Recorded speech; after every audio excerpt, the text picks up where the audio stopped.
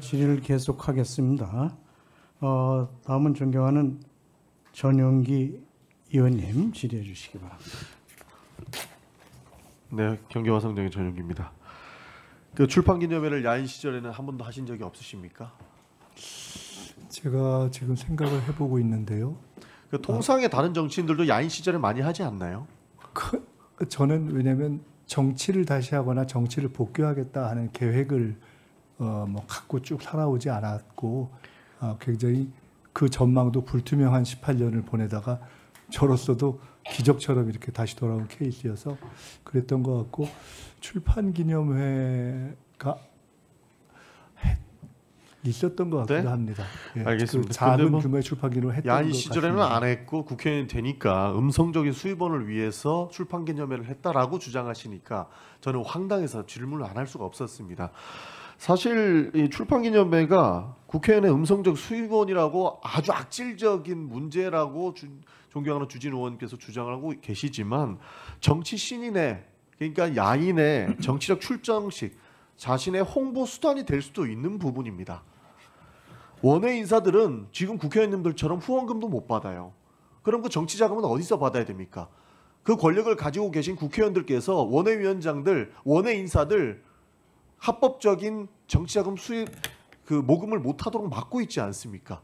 그렇기 때문에 그 수익으로 인해서 본인의 정치 활동을 영위할 수 있게끔 하는 것인데 그것을 음성적인 수익원으로 이야기한다. 재산이 수십억 원씩 있는 사람들은 이해를 못할 수 있으나 돈 없는 사람도 정치해야죠.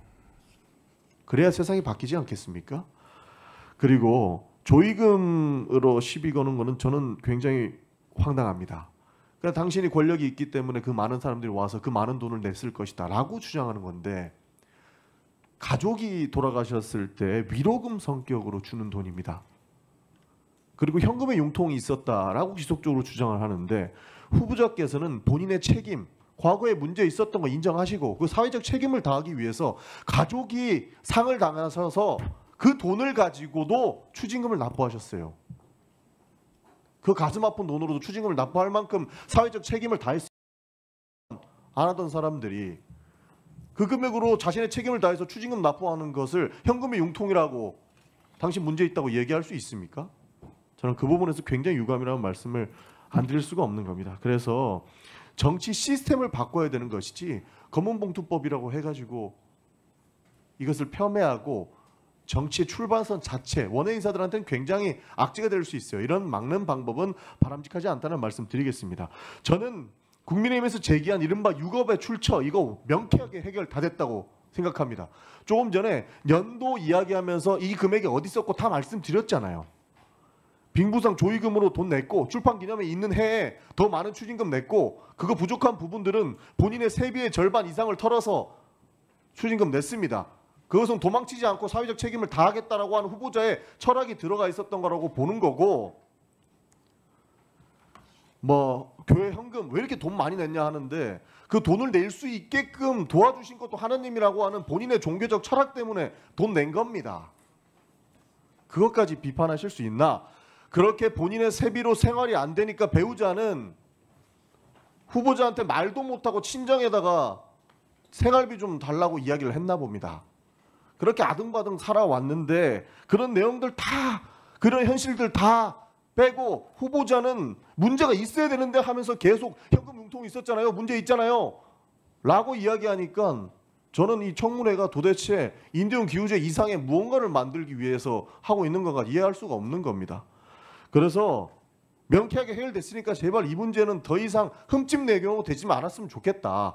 본인들이 수입으로 문제 제기하고 의심하는 것들을 다 모아가지고 6억을 장롱안에 섞어 넣었다. 이런 가짜뉴스 거짓말 왜곡 현상 왜곡 발언들은 좀 안 했으면 좋겠다는 말씀을 좀 드리겠습니다. 후보자께서도 스스로 책에 돈에 대한 묘한 결벽증이 있다. 이번 후보에 그런 내용도 밝히셨고 껌껌이 설명하지 않았습니까? 조금 전에 PPT에 나왔던 내용 후보자님 전부 사실입니까? 답변 한번 부탁드립니다. 틀린 부분은 틀렸다고 말씀드렸고 제가 느끼기에는 궁금해하시는 부분에 대한 답은 사실상 다 드린 것 아닌가 생각합니다. 그러니까 충분히 뭐 그래도 더 궁금하시다면 그건 뭐 어떻게 하겠습니까? 소명할 수 있는 부분은 충분히 소명했다고 보고 그래도 의혹이 있다면 성실하게 답변해 주는 게 맞기 때문에 해주셨다고 생각을 합니다. 마치 거액을 숨긴 것처럼 마치 불법 정치자금을 받았어야 되는데 안 받았다라고 하는 방식의 청문회는 되지 않았으면 좋겠다는 말씀 좀 드리고 싶습니다. 그리고 먼지가 날 때까지 터는 식의 공격은 지금 이미 진행됐다고 봅니다. 시간이 없어서 간단하게 질문 하나만 드리겠습니다. 저는 우리 사회가 먹고 살기는 다 힘든데 소비자를 기만하는 행위는 좀 없었으면 좋겠습니다. 지금 사회 현상에 대해서 말씀을 하나만 드리고 싶은데요. 최근에 한 그 플랫폼 업체에서 배달비를 무료로 하겠다라고 이야기하고 있어요. 근데 매장에서는 9,000원인 메뉴가 배달 앱에는 12,000원인 겁니다. 그러니까 조삼모사가 되는 거죠. 소비자는 속고 자영업자는 플랫폼에 대한 비용 충당을 위해서 어쩔 수 없는 선택을 하고 있습니다. 이게 공정거래 측면에서 바람직한 현상인가를 저희가 묻지 않을 수가 없습니다. 그래서 시간이 짧아서 그냥 다 생략하고 질문만 드리겠습니다. 이 관련된 내용만 답변해 주시면 좋을 것 같습니다. 플랫폼과 자영업 간의 수수료 부담 전가 문제를 좀 총리가 되신다면 국무조정실을 통해서 해결해 주셔야 된다고 보는 것이고, 플랫폼 수수료 상한제라든지 협업 방식의 자율 규제 등이 필요하다고 보는 겁니다. 울며 겨자 먹기식으로 사회적 문제가 지속적으로 발생하고 있는 부분 때문에 소비자는 기만당하고 있는 것이고 자영업자들은 더 힘든 상황에 내몰리게 된다라는 말씀 드리고 싶습니다. 그래서 소비자가 가격 혼란 해소와 자영업 부담 완화 제도 개선이 필요하다. 그러니까 플랫폼 수수료와 관련된 내용들은 총체적인 측면에서 접근이 필요하고 공정한 거래가 있을 수 있는 환경을 조성해야 된다라는 말씀 드리고 싶습니다. 이 문제 방치하면 안 된다. 소비자 신뢰 회복해야 된다. 자영업 부담 완화해야 된다라고 하는데 이에 대한 정책을 검토해 주시길 부탁드리고 이에 대한 생각을 좀 말씀해 주시길 부탁드리겠습니다. 플랫폼 문제는 얼마 전에 청문회에 관련한 정책 학습을 하는 과정에서도 물가와 연동해서 조사를 하고 토의를 하는 과정에서 예를 들어 음식 배달과 관련해서 실제로 배달이 아닌 픽업의 경우에조차도 수수료를 부과하는 방식으로 가는 것이 굉장히 본말이 전도됐다라는 지적을 한 바가 있고 이후로도 계속 살펴볼 생각입니다. 존경하는 전영기 의원님께서 질문 중에 제기됐던 여러 문제 제기에 대한 문제점을 지적해 주셨기 때문에 그에 대해서 그냥 간단하게 두 가지만 말씀드립니다.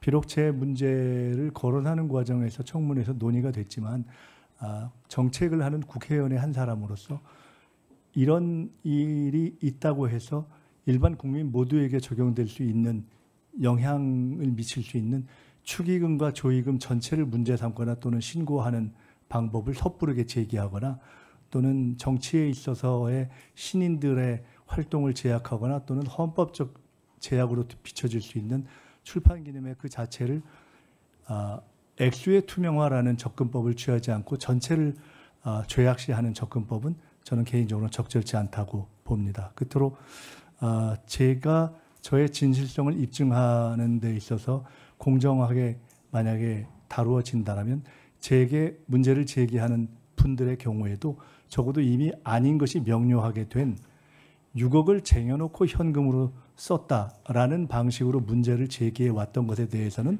적어도 제게 요청했던 사과 정도는 하거나 해명을 하고 후속 질문을 하시는 것이 적정하지 않는가라는 소회를 갖고 있다는 말씀도 드리겠습니다.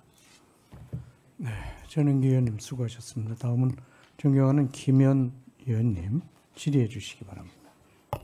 예, 저도 야인 시절의 출판 기념